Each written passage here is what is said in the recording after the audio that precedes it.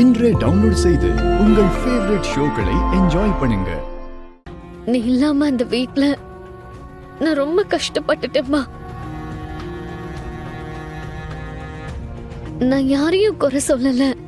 ஆனா என்னமோ அந்த வீட்ல நான் மட்டும் இத்தனை வருஷமா தனியா வாழ்ந்த மாதிரியே இருந்துச்சு. அப்பா தாம்மா பாவம், என்னை எப்பவுமே விட்டு கொடுக்க மாட்டாரு. எனக்காக சித்திக்கிட்ட அடிக்கடி சண்டை போடுவாரு. அப்பாவோட கனவே எனக்கு எப்படியாவது ஒரு நல்ல வாழ்க்கை அமையணும்னு தான். அம்மா, இப்போ ரீசெண்டா ஒரு விஷயம் நடந்துச்சு.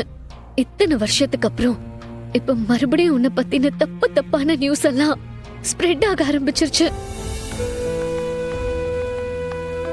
அப்பாவால அதை தாங்க முடியாம சூசைட் பண்ண ட்ரை பண்ணிட்டாரு.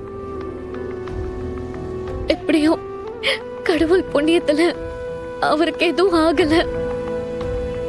ஆனாலும் என்னால இன்னும் அதை தாங்கிக்க முடியலம்மா. அப்பா அந்த நிலைமையில பார்த்தத என்னைய மனசுக்குள்ளே நிக்குது. இந்த மாதிரி மனசு பாரமா இருக்கிறப்பெல்லாம் நான் உன்னதாமா நினைச்சுப்பேன். என்னோட கவலை, துக்கம், சந்தோஷம் இது எல்லாத்தையும் நான் உன்கிட்டதான் சொல்லுவேன்.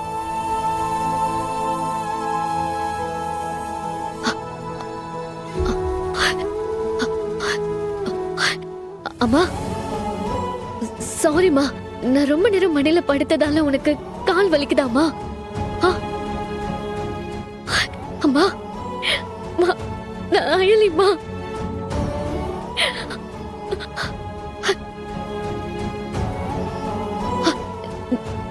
நான் அழக்கூடாதுன்னு நினைக்கிறியா? நான் அழலம்மா, நான் அழல. என்னால நம்பவே முடியலம்மா. இவ்வளவு நேரம் நான் பேசினதுல கேட்டுட்டா இருந்தியா? அம்மா, அம்மா என்ன பாருமா, நான் பேசுறது கேக்குதா?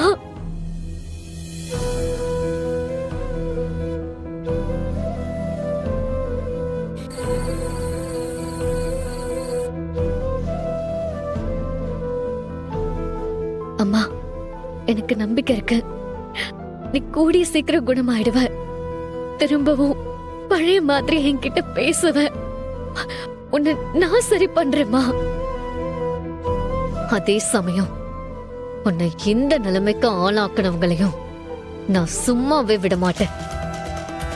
அந்த வர்மாவை நான் கூடிய சீக்கிரமே கண்டுபிடிப்பேன். அவன் மூலமா உன்னை பத்தின உண்மைய எல்லாருக்கும் தெரிய வைப்பேன். உன் மேல இருக்கிற பழி எல்லாத்துக்கும் அவனை பதில் சொல்ல வைக்கிறேன். அதோட அவன் கதையையும் நான் முடிக்கிறேன். உன் பொண்ணை இந்த அயலி கண்டிப்பா செய்வா. இது உன் மேல சத்தியம்.